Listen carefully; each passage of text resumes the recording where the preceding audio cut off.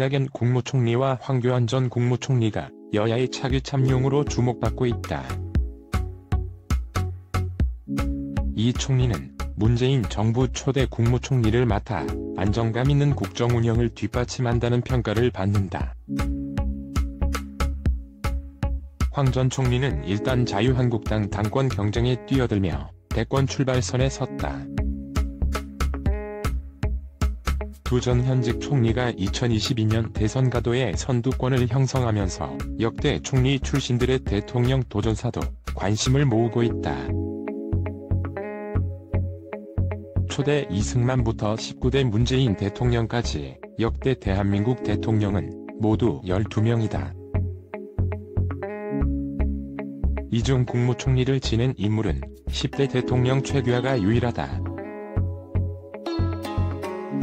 최규하 전 총리는 1979년 11.6 당시 총리로서 대통령 권한대행에 올랐다.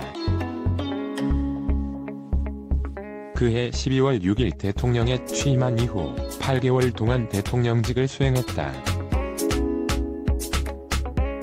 하지만 체육관 선거로 뽑힌 간선 대통령인데다 전두환과 신군부가 실권을 쥐고 있던 시기여서 명실상부한 존재감을 부여하기는 어려운 인물이다.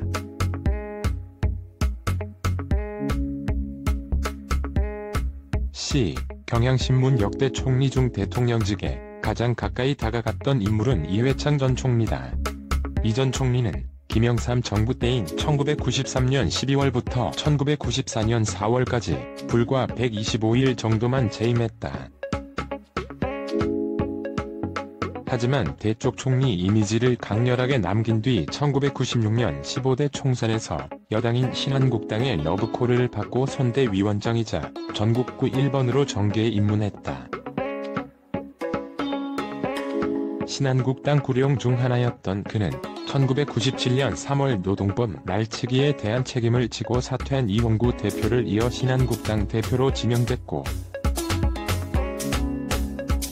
그러나 대선에서는 1997년에는 김대중 후보에 2002년에는 노무현 후보에 근소하게 패하며 정계를 은퇴했다. 이후 여당 대선 후보로 선출됐다.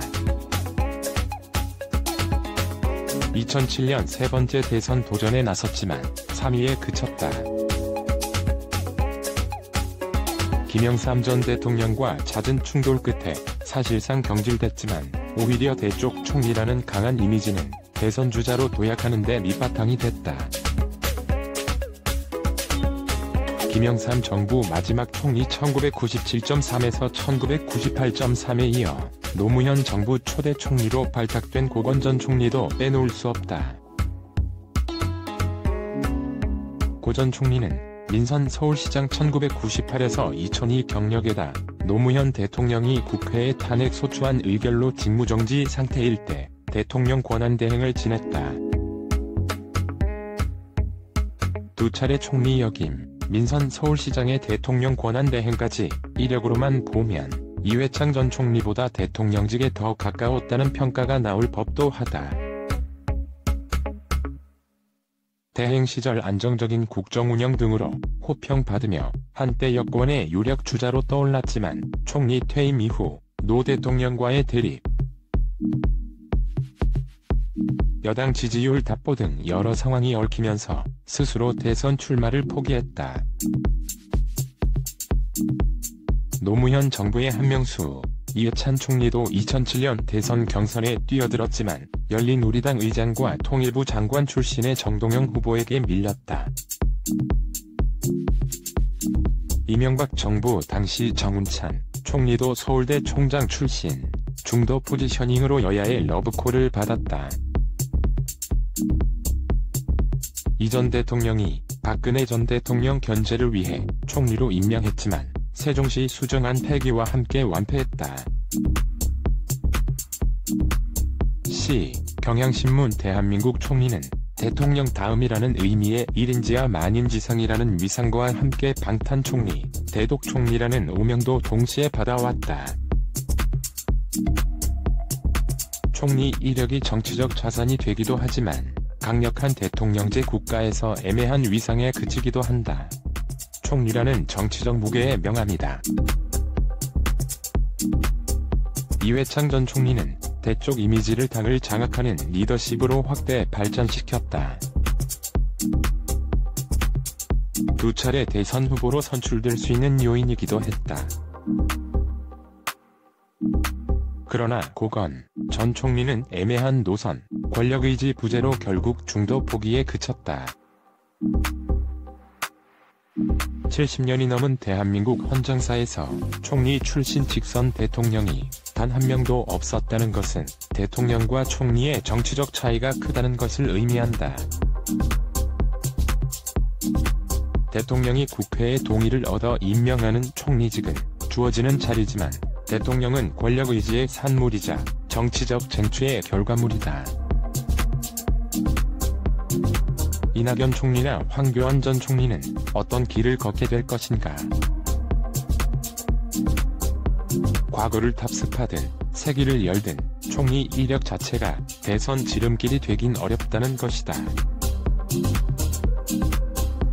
잠용은 될지언정 저절로 나오는 용은 없다는 게 과거 총리 출신들이 남긴 교훈이다. 이낙연 국무총리와 황교안 전 국무총리가 여야의 차기 참용으로 주목받고 있다. 이 총리는 문재인 정부 초대 국무총리를 맡아 안정감 있는 국정 운영을 뒷받침한다는 평가를 받는다. 황 전 총리는 일단 자유한국당 당권 경쟁에 뛰어들며 대권 출발선에 섰다. 두 전 현직 총리가 2022년 대선 가도의 선두권을 형성하면서 역대 총리 출신들의 대통령 도전사도 관심을 모으고 있다.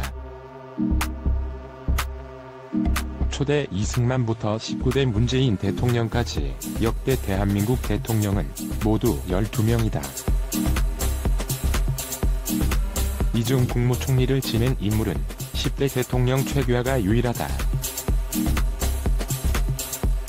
최규하 전 총리는 1979년 11.6 당시 총리로서 대통령 권한대행에 올랐다. 그해 12월 6일 대통령에 취임한 이후 8개월 동안 대통령직을 수행했다. 하지만 체육관 선거로 뽑힌 간선 대통령인데다 전두환과 신군부가 실권을 쥐고 있던 시기여서 명실상부한 존재감을 부여하기는 어려운 인물이다.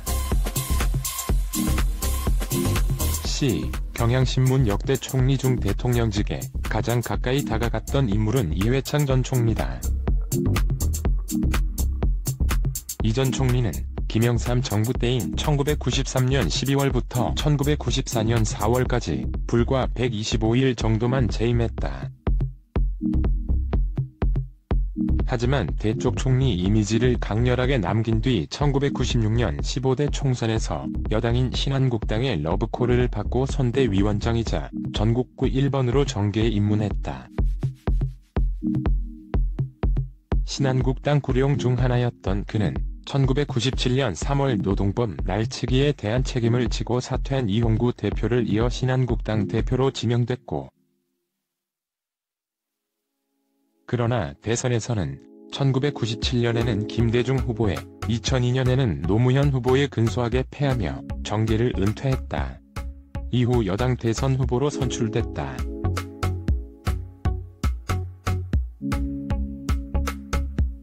2007년 세 번째 대선 도전에 나섰지만 3위에 그쳤다. 김영삼 전 대통령과 잦은 충돌 끝에 사실상 경질됐지만 오히려 대쪽 총리라는 강한 이미지는 대선 주자로 도약하는 데 밑바탕이 됐다. 김영삼 정부 마지막 총리 1997.3에서 1998.3에 이어 노무현 정부 초대 총리로 발탁된 고건 전 총리도 빼놓을 수 없다. 고 전 총리는 민선 서울시장 1998에서 2002 경력에다 노무현 대통령이 국회에 탄핵 소추안 의결로 직무정지 상태일 때 대통령 권한대행을 지냈다. 두 차례 총리 역임, 민선 서울시장의 대통령 권한대행까지 이력으로만 보면 이회창 전 총리보다 대통령직에 더 가까웠다는 평가가 나올 법도 하다.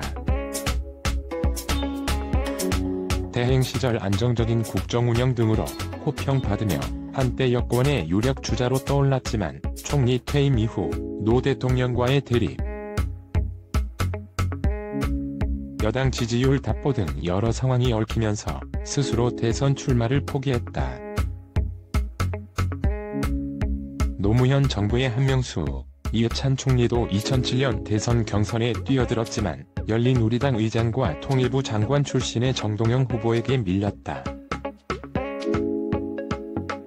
이명박 정부 당시 정운찬 총리도 서울대 총장 출신, 중도 포지셔닝으로 여야의 러브콜을 받았다. 이 전 대통령이 박근혜 전 대통령 견제를 위해 총리로 임명했지만 세종시 수정안 폐기와 함께 완패했다. 경향신문 대한민국 총리는 대통령 다음이라는 의미의 1인지하 만인지상이라는 위상과 함께 방탄총리, 대독총리라는 오명도 동시에 받아왔다. 총리 이력이 정치적 자산이 되기도 하지만 강력한 대통령제 국가에서 애매한 위상에 그치기도 한다. 총리라는 정치적 무게의 명암이다. 이회창 전 총리는 대쪽 이미지를 당을 장악하는 리더십으로 확대 발전시켰다. 두 차례 대선 후보로 선출될 수 있는 요인이기도 했다. 그러나 고건 전 총리는 애매한 노선, 권력의지 부재로 결국 중도 포기에 그쳤다.